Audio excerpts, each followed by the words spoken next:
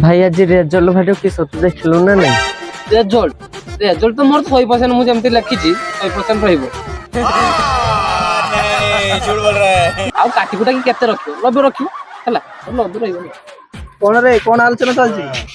आज रिजल्ट हारियो आज रिजल्ट हारियो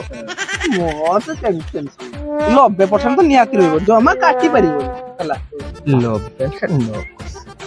बे किस गुण गुण बे सुन मते लागु जे हम घर जानि गलेनी मोर 90% मार्क अछि बोली